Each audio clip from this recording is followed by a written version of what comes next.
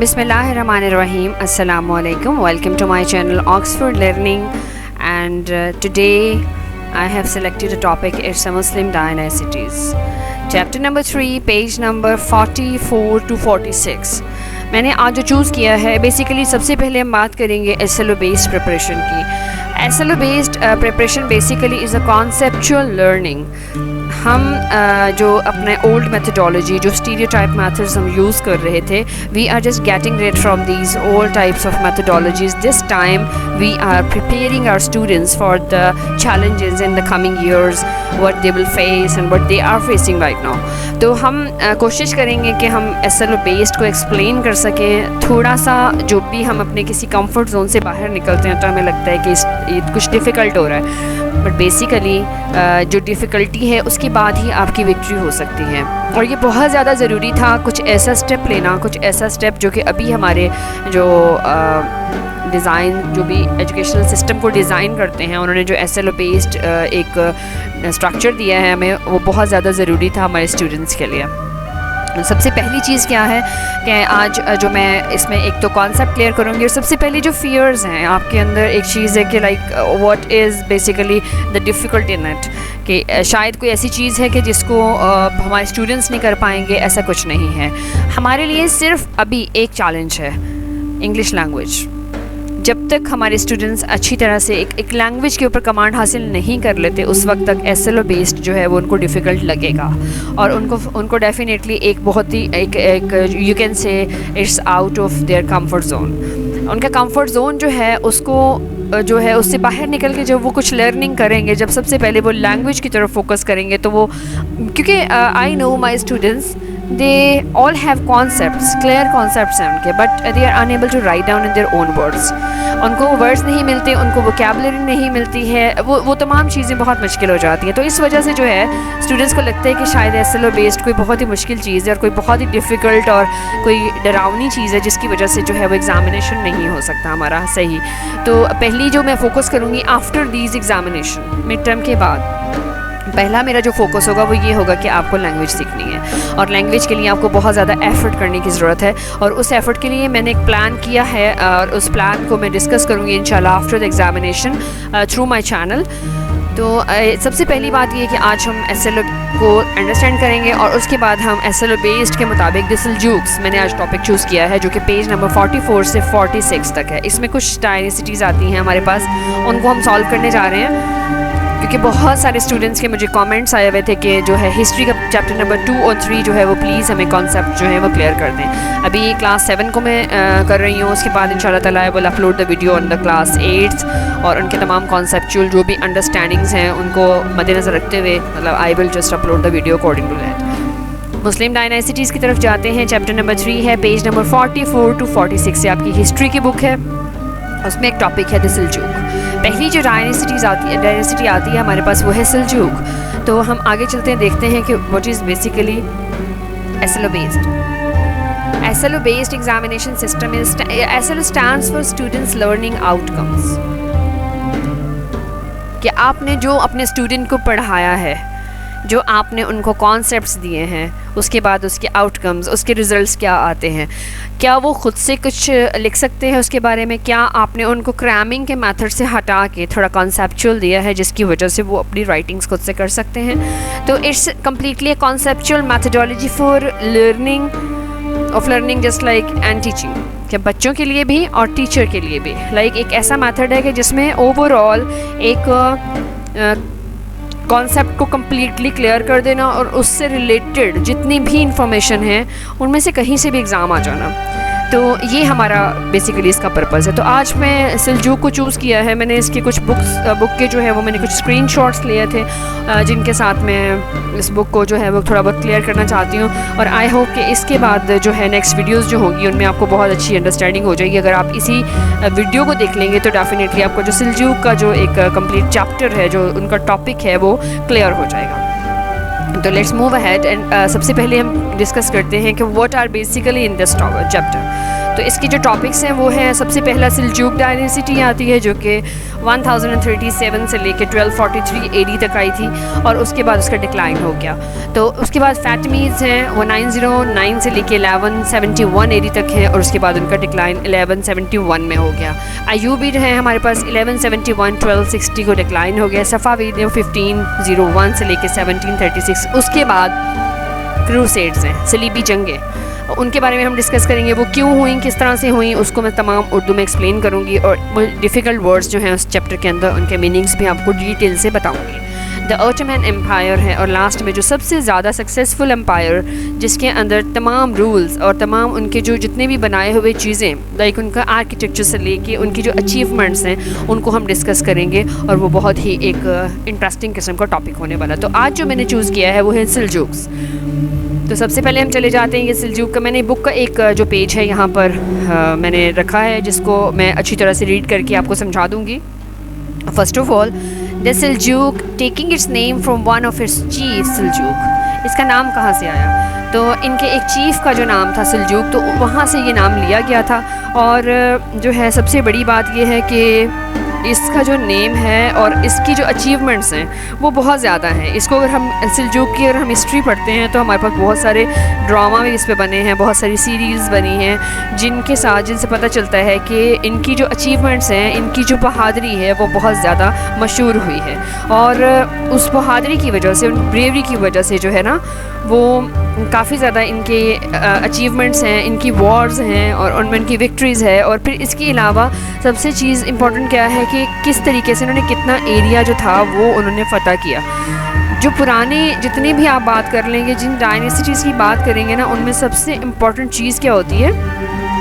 सबसे इम्पॉर्टेंट चीज़ ये होती है कि उनके टॉपिक्स क्या हैं। हमारे कोई भी डायनेसिटीज़ हम पढ़ते हैं, कोई भी पढ़ते हैं, तो उसमें क्या चीज़ इंपॉर्टेंट है। सबसे पहले मैं आपको बता दूं, उसमें एक चीज़ होती है कि वो कब बने, कब वो स्टार्ट किया उन्होंने, उसके बाद उनका एरिया, उनकी विक्ट्रीज़ क्या थी, उनकी पावर्स क्या थी, वो किस वजह से स्ट्रॉन्ग थे, फिर उनका जो था सिस्टम उन्होंने किस तरह का ऑर्गेनाइज और उनका लोगों के साथ सलूक किया था, और आफ्टर दैट उनके डिक्लाइन की रीजंस। अगर वो ख़त्म होते हैं तो definitely there are many reasons, बहुत सारी ऐसी रीजंस होंगी और उन रीजंस क्या हैं, तो वो हम तमाम जो चीज़ें हैं उन पे हम डिस्कस करते हैं। और उसके बाद है one of the nomadic tribes. Nomadic tribes क्या होते हैं? जो खाना बदोश कबीले होते हैं, मतलब वो वाले कबीले जो कि एक जगह से दूसरी जगह चले जाते हैं। ये आम कबीले नहीं होते हैं, ये वॉरियर्स, तमाम जो जंगजू कबीले हैं ना, ये वो हैं of central Asia, sharing a background of strong barrier tradition. उनकी जो रिवायत थी ना उसमें वो जंगें लड़ते थे, बहुत ही स्ट्रॉन्ग किस्म का बैकग्राउंड था, जिनमें वो उनके पास जो थे ना जंगजू पैदा होते थे। इन कबीलों में जंगजू लोग थे और जंगजू लोग हमेशा बहादुर होते हैं। और उसके बाद अगर आप बात करें कि सिल्जूक were a subdivision of the Qiniq clan of ऑक्सक टर्क। ऑक्सक टर्क जो है वो एक ऐसा जो है वो उसको आप कह सकते हैं तुर्की का एक इलाका है, तुर्की का एक टर्म है। और उसके बाद आप केनिक की बात करें तो केनिक क्लैन एक कबीले का नाम है। सब डिवीज़न का मतलब होता है ज़ैली तकसीम, मतलब एक डिवाइड, पहले नंबर पे जो डिवाइड होता है उसके नीचे जितनी चीज़ें बन जाती हैं, लाइक शाखें, उनकी ब्रांचेस वगैरह सारी, तो वो जो है सब डिवाइड हुए हुए थे। डायरेक्टली सिल्जूक कहीं से नहीं आए थे, एक सब डिवीज़न के बाद जो थे ना वो वहाँ पर बन गए थे। In the 10th century, they nomadized in the steppes to East Caspian Sea and the north of Aral Sea. अब यहाँ पर जो है ना एक चीज़ है कि 10th सेंचुरी में क्या हुआ, कबायली जो तकसीम है उसमें वो जैसे कि अब उनकी जो कबीलों की तकसीम है, इन्होंने आगे बढ़ाया अपना सफ़र, किसकी तरफ बढ़ाया? ईस्ट की तरफ चले गए और वो कैस्पियन सी की तरफ गए हैं। अब कैस्पियन सी की जो हिस्ट्री है वो ये है कि वर्ल्ड लार्जेस्ट इनलैंड आप कह सकते हैं बॉडी ऑफ वाटर। हम ज्योग्राफी में पढ़ते हैं पानी की जहाँ पे ज़्यादा, जैसे कि दो पानी के ज़ख़ीरे हैं ना, उनको हम वाटर बॉडी कहते हैं, दो ज़ख़ीरे मिल रहे हैं तो वो वाटर बॉडीज़ कहलाती हैं। तो अब इनलैंड का मतलब क्या है? झील टाइप का वो समंदर जो कि सराउंडिंग में, जैसे कि हम कहें कि हमारी वर्ल्ड में इतने % वाटर है तो वो घिरा हुआ है, लेकिन जो झील होती है ना उसको इनलैंड में हम लेते हैं कि अंदर जो इलाका एक लिमिटेड इलाका में। लेकिन दुनिया की सबसे बड़ी झील कह सकते हैं आप कैस्पियन सी को, कि वो झील भी नहीं है, दरिया भी नहीं है, लेकिन झील से कुछ बड़ा है। और उसके बाद आपके पास है एरल सी आ जाता है। तो एरल सी भी जो है वो भी एक जो है इस तरह का है कि लाइक आप यू कैन से एरल सी की जब हम बात करते हैं तो ये एक सॉल्टेड वाटर की एक झील है जो कि काज़ाकिस्तान और उज़्बेकिस्तान के दरमियान में वाक़ है। तो वो इलाका जो था, उन्होंने मतलब उनके कबीलों ने आगे बढ़े, वो कहाँ पे गए, Caspian sea and north of the Aral sea. It was in the middle of 10th century the Seljuk and his followers embraced Islam.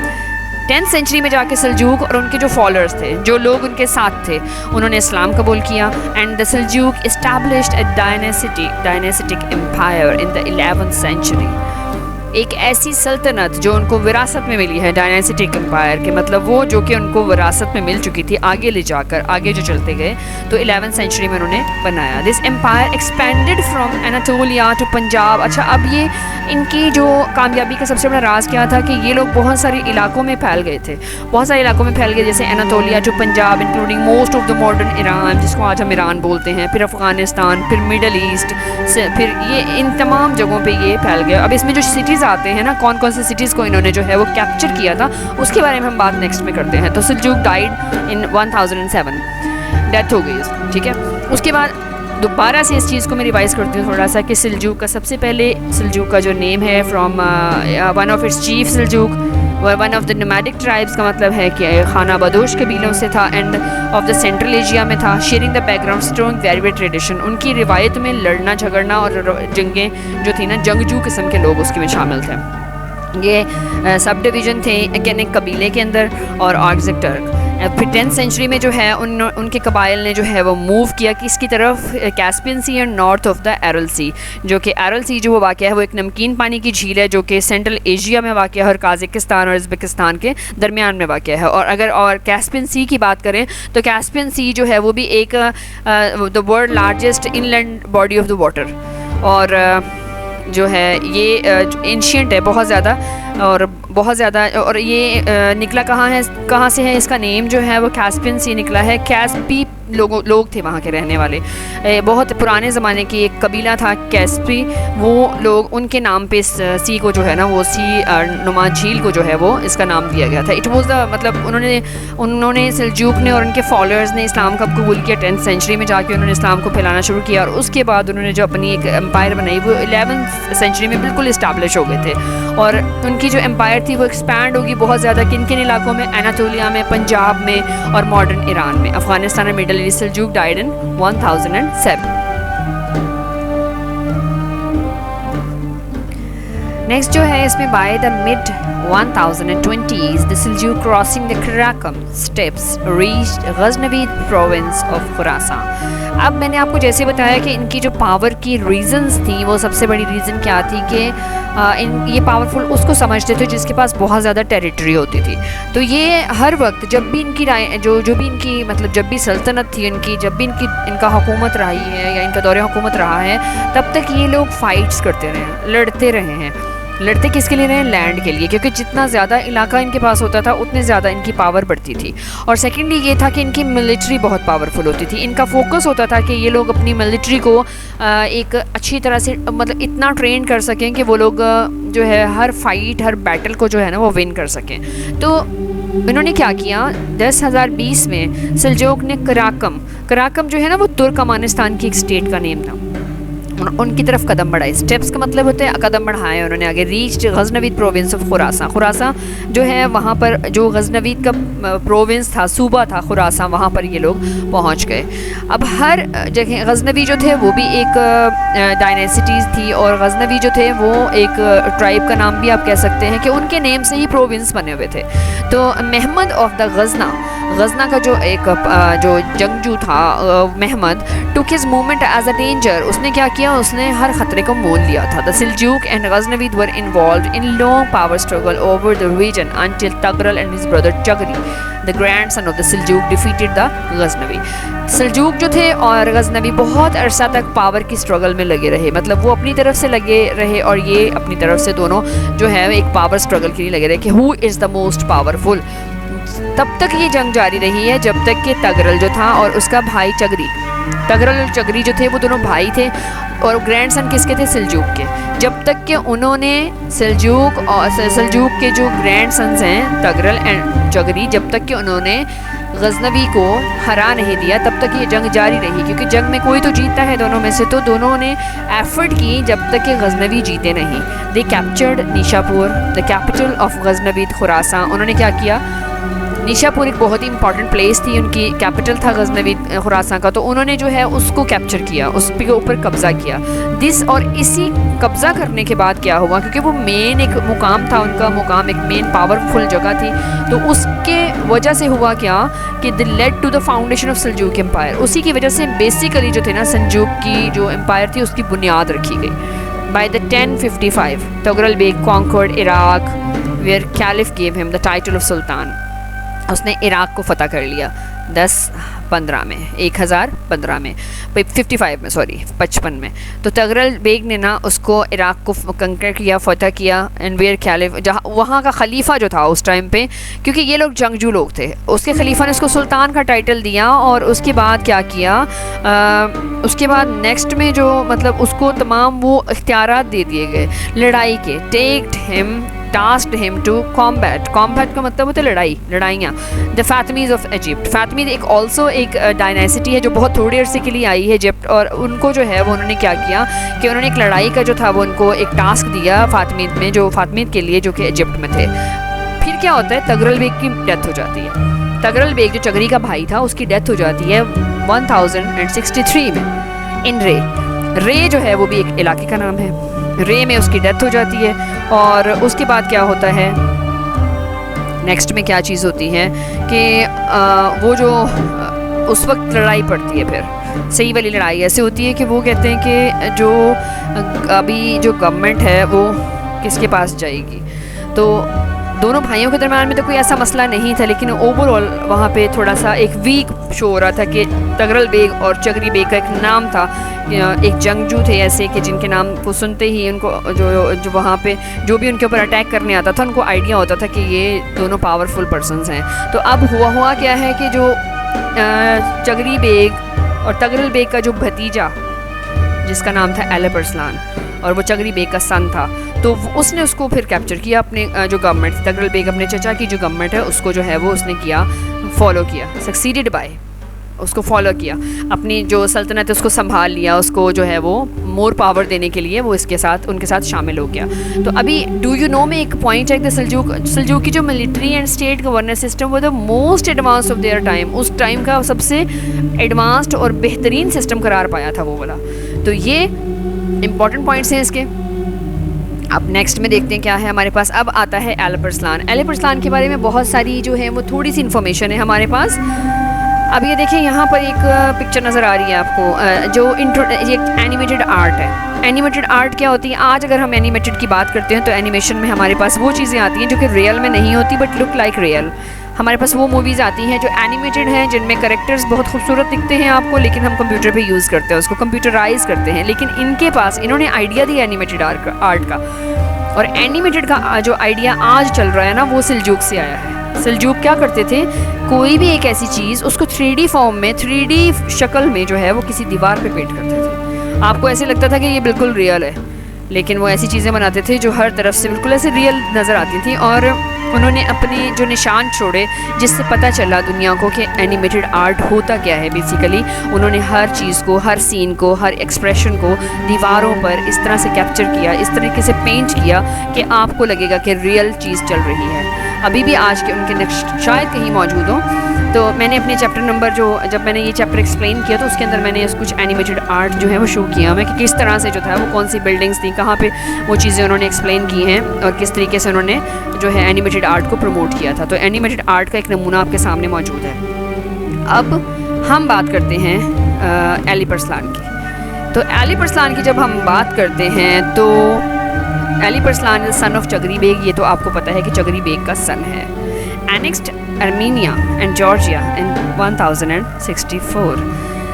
Annex का मतलब है मुल्हिक, साथ जुड़े हुए इलाके, आर्मीनिया और जॉर्जिया साथ साथ मिले हुए, मुल्हिक साथ जुड़े हुए। इनसे 10,060 ही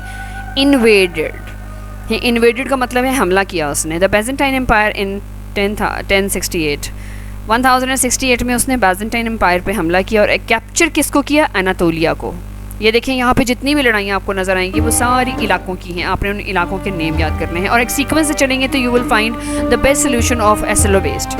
इन 10,071 Alp Arslan neutralized the Byzantine threat through decisive victory in the Battle of Manzikert.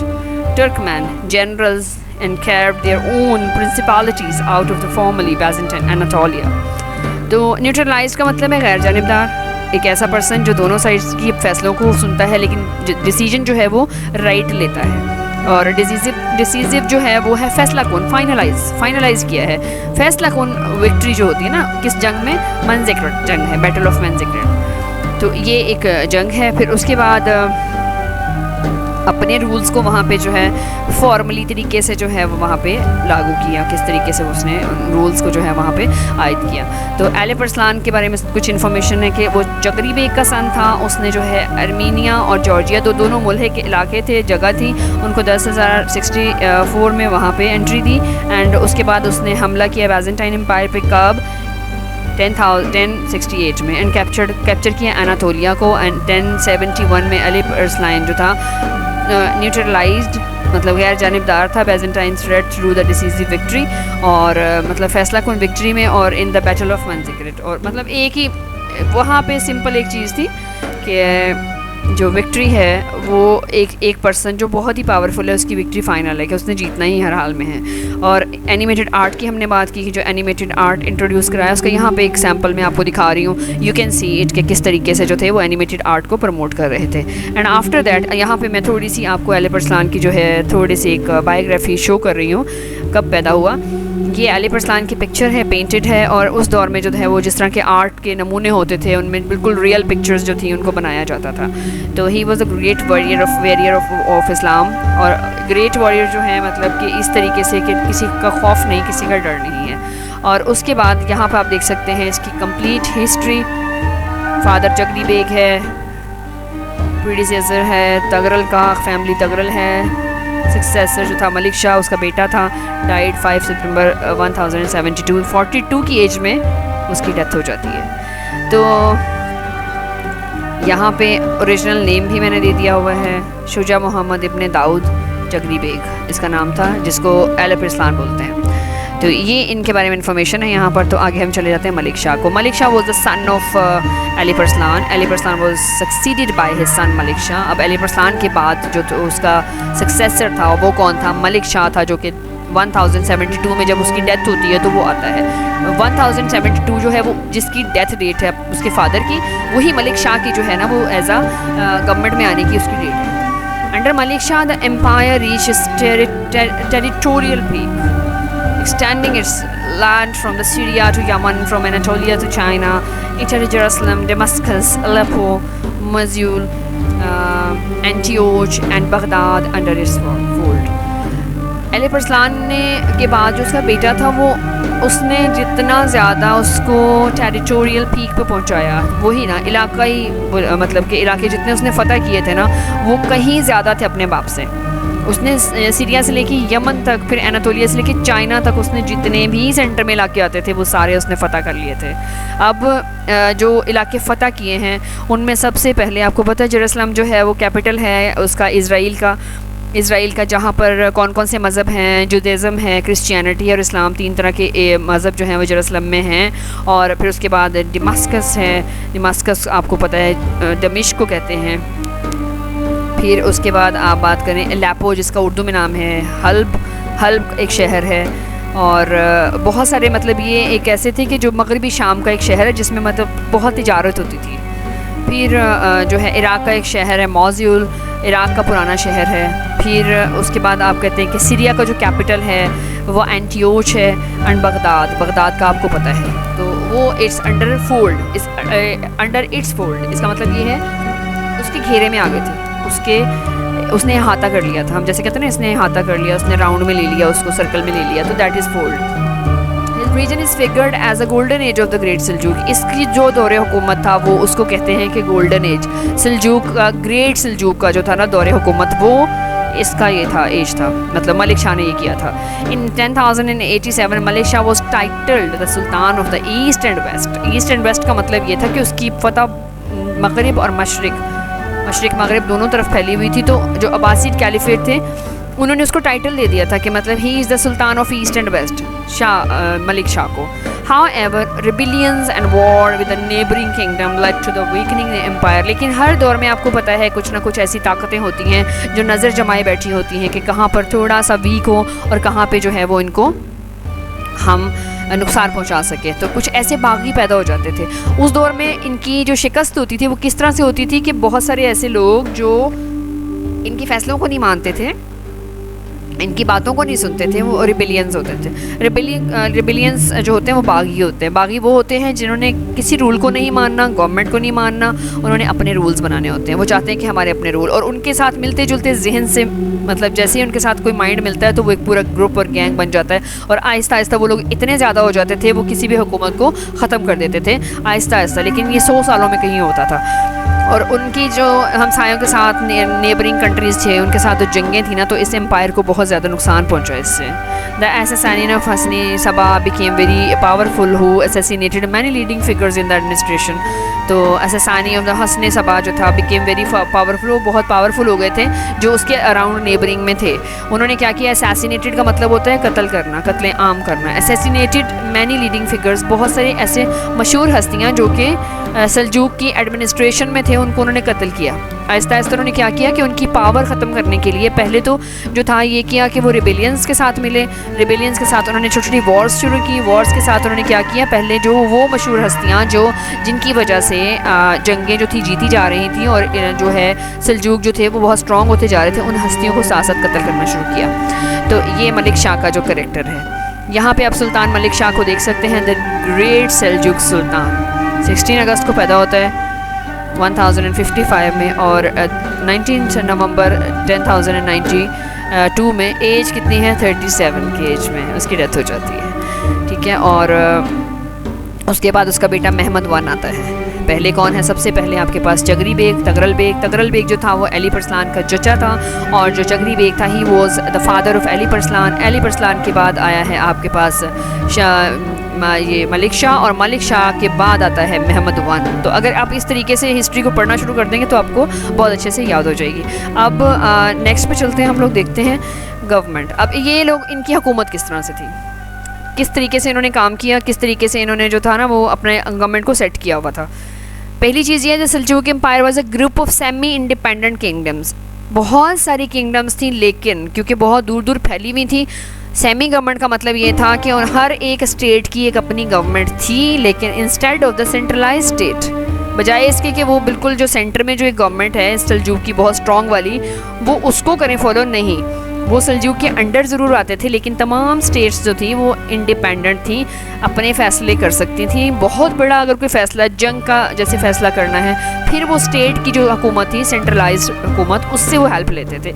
Each kingdom was ruled by member of Seljuk family. और हर स्टेट में क्यों आज़ाद किया था, क्योंकि हर स्टेट में जो रूल कर रहा था वो पर्सन सल्जूक फैमिली का था। तो इस वजह से उन्होंने सेमी इंडिपेंडेंट बना दिया कि हर किंगडम में हमारा पर्सन गवर्नमेंट करेगा, लेकिन अपनी जगह पे खुद से फैसले ले सकता है, जो भी करना चाहे वो कर सकता है, लेकिन हमारी फैमिली का पर्सन होगा। तो सल्जूक कितने फैले हुए थे। Maintain the order through amirs. अमीर जो है खलीफा को कहते हैं। तो जो भी अपने तमाम फ़ैसले थे, जो भी अपने तमाम उनके जो डिसीजंस और उनके कानून जो हैं बनते थे, वो तमाम जो थे वो अमीर्स के थ्रू बनते थे, बट वो सल्जूक फैमिली से होते थे। State administration was headed by wazirs. जो पूरी स्टेट की जो मतलब उस स्टेट की जो एडमिनिस्ट्रेशन थी, उसका जो पर्सन जो हेड करता था उसको वज़ीर बोलते थे। The army was made up different nationalities headed by तुर्क कमांडर्स। अब क्या था, जो उनकी आर्मी थी ना, उसमें बहुत सारी जगह जगह कौम, जो मल्टीपल कौमें थी, क्योंकि इतने सारे इलाके फ़तह किए थे, हर जगह से उन्होंने लोग लिए हुए थे और मुख्तलिफ नेशनैलिटी के लोग लिए थे, लेकिन बेसिकली टर्क जो कमांडर थे ना वो उनको डील करते थे। बट ये है कि आर्मी में बहुत सारे लोग थे, डिफरेंट थे। यहाँ पे बात की कर रहे हैं, animated art script was introduced by Seljuk where letters were transformed into human and animal figures. के एक लफ्ज़ लिखा है अगर डॉग या कैट को जो है वो वर्ड के साथ एक्सप्लेन नहीं करना, पिक्चर बना के बताना है कि ये चीज़ है, तो वो एनिमेटेड आर्ट हो जाता था। तो उसको वो इन्होंने क्या किया था, एनिमेटेड आर्ट में उन्होंने ये किया था कि एक लफ्ज़ है ना उसको उन्होंने फिगर में तब्दील कर दिया, मतलब पिक्चर में तब्दील करके लोगों को जो है वो कॉन्सेप्ट आ जाता था कि हाँ इसका मतलब ये है, इस लफ्ज़ को हम ये कहते हैं। तो that was the animated art के बारे में मैं ऑलरेडी डिस्कस कर चुकी हूँ। तो नेक्स्ट पे चलते हैं, डिक्लाइन। अब डिक्लाइन की रीज़न्स क्या क्या थी। सबसे पहले हम बात करते हैं डिक्लाइन में। सबसे पहली रीज़न क्या थी, Seljuk empire weakened after the death of Malik Shah one. Malik Shah की डेथ हो गई 1092 में। एंड उसके बाद क्या हुआ कि गवर्नमेंट में कौन आएगा, भाई और जो है उसका बेटे, उनके दरमियान में वो गवर्नमेंट की जो एक जंग थी ना वो शुरू हो गई कि कौन आएगा। अब but he was succeeded by many, the empire split in numerous independent unstable principalities. अब इस जैसे जब खाना जंगी होती है ना, अंदर की जंगें शुरू हो जाती हैं, आपस में फैमिलीज़ की जंगें शुरू हो जाती हैं, तो क्या होता है कि जो गवर्नमेंट थी वो स्प्लिट हो गई, मतलब बहुत सारे पीसीज में डिवाइड हो गई, अनस्टेबल हो गई, और जो जितने भी रूल्स बने हुए थे वो रूल्स बिल्कुल सारे ख़त्म हो गए और वहाँ पे कोई रूल नहीं रहा। तो ये चीज़ें होना शुरू हो गई। द फ्रैक्चर्ड स्टेट का मतलब है कोई भी रूल नहीं है, कुछ भी नहीं है, एक ज़ख्मी स्टेट है जिसकी कोई भी हैंडल करने वाला सही तरीके से नहीं है। Were concern more to consolidate their own territories.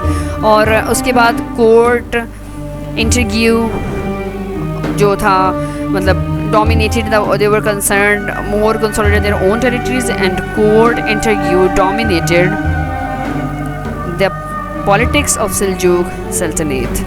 अच्छा, अब सबसे जो है वो इम्पोर्टेंट बात क्या है इसके अंदर कि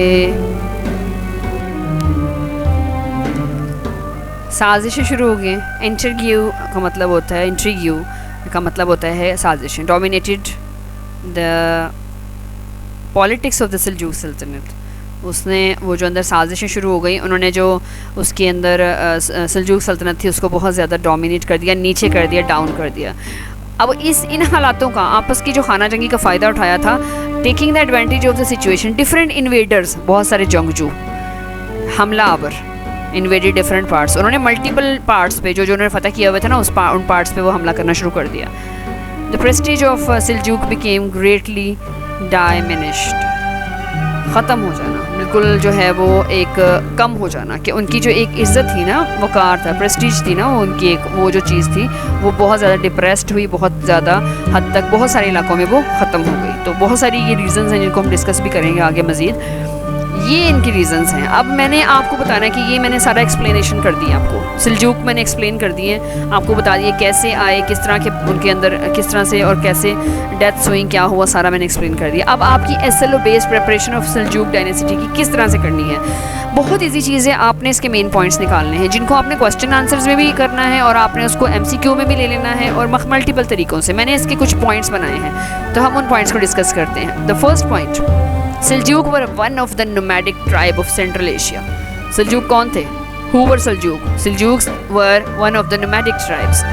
दरवेशी जो खाना बदोश कबीलों से थे, जो सेंट्रल एशिया से थे। पहला सोल्यूशन, ये क्वेश्चन भी हो सकता है आपका, ये MCQ भी हो सकता है आपका, और कोई भी इन्फॉर्मेशन है जब अगर आपको मैच द टेबल आता है तो you can find out the answer from this. Next पे चले जाते हैं। The Seljuk taking its name from one of its chief, from where they were taking the name, from where they took the name of Seljuk। अगर ये question आता है तो आपको आंसर होना चाहिए कि Seljuk taking its name from one of its chief Seljuk। Chief Seljuk जो है वो एक चीफ था, उसका नाम था Seljuk, तो उसको उन्होंने वहाँ से लिया। नंबर 3 पे, the meaning of the word Seljuk is small flood, small disputes. इसका मतलब है Seljuk का मतलब है स्मॉल फ्लड। फ्लड का मतलब पानी वाला फ्लड नहीं है, मतलब flow of administration, flow of the you can say emotions, dispute, small dispute. Number 4, Seljuk were the small subdivision of Kenek clan of the Oghuz Turk। क्या थी ये Seljuk थे क्या ये एक Kenek clan of the Oghuz Turk। मैंने आपको जो है पीछे एक्सप्लेन भी किया हुआ सारा, उसमें मैंने आपको बताया है कि एक कबीला है जिसका नाम है Kenek clan of Oghuz Turk। कदीम तुर्की कबीला है जिसकी सब डिवीज़न है, मतलब वो मेन नहीं होता, सब डिवीज़न का मतलब होता है छोटे छोटे कबीले आगे जो बन जाते हैं, वहाँ से ये निकला था और उसी से ये स्ट्रॉन्ग हुआ आगे। Number 4, in 10th century Seljuk nomadized the steppes to East Caspian sea and north of the Aral sea. Aral sea और कैस्पियन सी का मैं आपको बता चुकी हूँ, ये नमकीन पानी की झीलें हैं जो कि बहुत, जो कैस्पियन सी है वर्ल्ड लार्जेस्ट वाटर बॉडी कहते हैं इसको। तो 10th सेंचुरी में सल्जूक जो थे वो किसकी तरफ मुड़े, कैस्पियन सी पे और नॉर्थन एरल सी की तरफ। नेक्स्ट पॉइंट है हमारा 6, in middle of the 10th century Seljuk and his followers embraced Islam. कब इस्लाम कबूल किया था सल्जूक ने, ये क्वेश्चन अगर आता है in the middle of 10th century Seljuk and his followers embraced Islam. 7 पे आप चले जाएं, Seljuk established the dynastic empire in 11th century, it was expanded. उन्होंने 11th सेंचुरी में जो एम्पायर को एक्सपैंड किया था वो एक ड्रास्टिक चेंज था। It was expanded from Anatolia to Punjab including most of the modern day Iran, Afghanistan and middle East. 4 चीज़ों के नेम है इसमें, Anatolia to Punjab, modern day Iran, Afghanistan and middle East. Number 8, Seljuk died in 1007. Seljuk crossed Karakum in the 1020 and reached Khorasan and province of Ghaznavid. Ghaznavid province था और खुरासान था, नाम था। कराकम एक जगह थी, उसको क्रॉस करते हुए वो वहाँ पर पहुँचे। 10 पे आता है Seljuk and Ghaznavid were involved in many power struggles together. दोनों इकट्ठे थे, मतलब ये कि एक ही चीज़ के लिए दोनों इकट्ठे स्ट्रगल कर रहे थे। Seljuk military and state governance system was the most advance system of the time. ये बात आप पॉइंट याद रखेंगे कि सिल्जूक का मिलिट्री सिस्टम जो था वो बहुत ज़्यादा स्ट्रॉन्ग था, बहुत पावरफुल था, जो आज तक भी हिस्ट्री में मौजूद है। Tughril and Chaghri the grandson of Seljuk defeated Ghaznavid. किसने उनको डिफीट किया था? तगरल जो और चगरी दोनों भाई थे। The captured Nishapur and capital of Ghaznavid Khurasan. 13. The both Taghra and Chagri led to the foundation of Seljuk Empire after they defeated Ghaznavid. जब उन्होंने गजनवीद को जो है वो शिकस्त दी, उसके बाद सल्जूक एम्पायर जो थी उसकी फाउंडेशन बनी, बुनियाद बनी।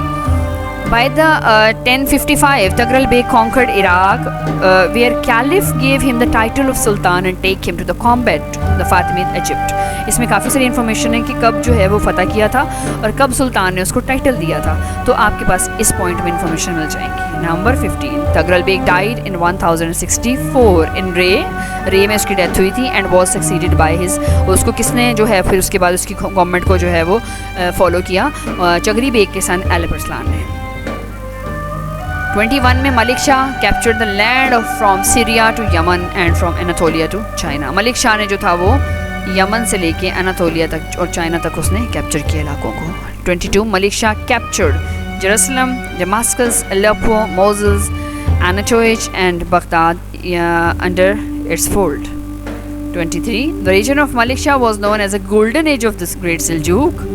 24 in 1087 Malik Shah got the title of Sultan of the East and West by Abbasid Caliph. Reason क्या थी? Because he captured many areas in a short time. 25 the cause of weakening of the Seljuk Empire was rebellions and war. उसको weak होने की reason सबसे पहली क्या थी? Rebellions थी और war थे। फिर उसके बाद Alp Arslan was the son of Chaghri Beg. Alp Arslan कौन था? He was the son of Chaghri Beg. ये एक स्लाइड मिस होगी बीच में, मतलब उसको मैंने चेंज कर दिया, तो आप इसको इन्फॉर्मेशन को इसी तरीके से याद कर सकते हैं। नंबरिंग थोड़ी सी इधर उधर हो गई है। Alp Arslan annexed Armenia and Georgia in 1064 and invaded Byzantine empire in 1068, then captured Anatolia. 18 in 1071 Alip Arslan neutralized Byzantine threat through decisive victory in the Battle of Manzikert. Alip Arslan was succeeded by his son Malik Shah. जब उसकी death होती है तो वो 1072 में जो है वो मलिक शाह जो है वो उसको कैप्चर करता है गवर्नमेंट को। Under the supervision of the Malik Shah the empire reached on its territorial peak. सबसे ज़्यादा इलाका फतह करने वाला मलिक शाह था और उसने बहुत टॉप पे पहुंचा दिया था इसको। The assassinations of Hasni Sabah became very powerful, assassinated many leading figures. किसों ने कि assassination ने किया था और बहुत सारे leading figures जो administration में थे उनको उसने कत्ल किया था। The Seljuk Empire was a group of semi-independent kingdom instead of the centralized state. Centralized state नहीं थी, semi government जो states थी वो separate थी। Empire was a group of बहुत सारी, मतलब उसमें सेमी इंडिपेंडेंट जो किंगडम थी वो बनाई गई थी जो जहाँ पर उनकी फैमिली के लोग हुकूमत करते थे। Each kingdom of Seljuk were ruled by the member of Seljuk family who maintained order through amirs. During the Seljuk dynasty the state administration was headed by wazir and during the Seljuk dynasty the army was made up of different nationalities headed by third commander. 77 commander थे, लेकिन मुख्तलिफ nationalities के लोगों को जो है वो इसमें शामिल किया जाता था आर्मी में। Seljuk empire weakened after the death of Malik Shah in 1092 में। मलिक शाह की जब डेथ होती है तो एम्पायर वीक होना शुरू हो जाती है। क्यों? जो झगड़ा था उसके भाइयों और उसके बेटों के दरमियान में कि वो कौन सा जो है वो उसमें आएगा। Second reason was the splitting of empire and the numerous independent unstable principalities. उसको स्प्लिट कर दिया, बहुत सारे चीज़ों में तकसीम कर दिया एम्पायर को, और हर कोई इंडिपेंडेंट काम करना चाहता था अपनी मर्ज़ी से। Court intrigue dominated the politics of Seljuk सल्तनत। अब जो थी वो साजिशें जो अंदर हो रही थी वो उनकी वजह से, और वो जो सियासत थी उसकी वजह से जो थी वो सल्तनत को बहुत ज़्यादा नुकसान पहुँच रहा था। नेक्स्ट पे जो था, because of the worst condition of the dynasty different invaders in. अच्छा, अब जब अंदरूनी उन्होंने देखा है व्हाट वाज द रीज़न, तो सबसे पहले क्या था कि इन्वेडर्स जो थे ना बहुत सारे उन्होंने इन्वेड किया, मुख्तलिफ पार्ट्स पे हमले कर दिए, हमलावर जो थे। The situation of the war was cause of the failure of the Seljuk and they lost their territory one after one. जंगें शुरू हो गई, खाना जंगी शुरू हो गई, और उसके बाद क्या हुआ, एक के बाद एक इलाका जो था वो सेल्जूक के हाथ से जाता रहा। Crusaders enter to the Anatolia. अब स्लीबी जंगें स्टार्ट हो गई। वो लोग जो स्लीबी जंगों के जंगजू थे वो शामिल हुए 1097 में, और in 1200 Seljuk lost their power everywhere except Anatolia. सिर्फ एनातोलिया में रह गए थे, बाकी हर जगह से उनकी ताकत ख़त्म हो गई थी। दे वर चैलेंज्ड बाय मंगोल्स ने भी उनके ऊपर अटैक कर दिया था उस टाइम पे। 14th century of the one Balex reunited Anatolia to make the journey to the Ottoman। उसके बाद क्या हुआ, ओटोमैन अनातोलिया, वहाँ से जो है वो ओटोमैन की तरफ जर्नी का आगाज़ किया गया। सेल्जूक ब्रॉट मटीरियल एंड। अच्छा, अब सेल्जूक की जो अचीवमेंट्स थी वो क्या थी? सबसे पहले ये था कि उन्होंने कल्चर प्रॉस्पेरिटी, जो उनका कल्चर था बहुत प्रमोट किया था। आर्किटेक्चर बहुत प्रमोट किया था। उन्होंने जो बिल्डिंग्स बनाई थी वो मिक्सचर थी, मतलब काफ़ी सारे आर्ट को कलेक्ट करके उन्होंने बिल्डिंग्स जो थी वो एक सैम्पल बनाए थे। बहुत खूबसूरत फ्लोरिश आर्ट बनाया था करते थे वो। पॉलिटिकल रूल्स में उन्होंने बहुत सारी चेंजेस की थी। उन्होंने अपनी स्टेट को जब डिज़ाइन किया है, फिर उसके बाद उन्होंने Ottoman and Turkish republic are socially, economically, religiously adapted to the Seljuk empire. आज भी ऑटोमन एम्पायर और टर्किश एम्पायर का जो है वो मकरूज़ है किसकी? सेल्जूक एम्पायर की, क्योंकि उन्होंने हर तरीके से जो है वो उस एम्पायर को बहुत टॉप पे पहुंचा दिया था, जो आज भी हिस्ट्री में है। तो thank you so much. I hope कि ये जो हमारा SLO बेस का फियर है ना, वो अगर इस वीडियो को आप देखेंगे तो सेल्जूक आप पे क्लियर हो जाएंगे। नेक्स्ट वेट करें मेरी फ़ातिमीद और अयूबिद की वीडियो का, इंशाल्लाह ताला आई विल अपलोडेड। और आई होप कि हिस्ट्री जो है वो आपके लिए इतना डिफ़िकल्ट नहीं होगा। मैं अपनी एफ़र्ट पूरी करूँगी और कोशिश करूँगी कि मैं आप लोगों के लिए इस सब्जेक्ट को ईजी बना सकूँ। तो इस तरीके से आपने SLO बेस्ड की तैयारी करनी है। ये शॉर्ट वे है, it's called smart preparation. You can do it, you can just be the good student to by getting the good marks through the SLO base. So take this challenge, accept this challenge and explore the new horizons. Thank you so very much. Allah Hafiz.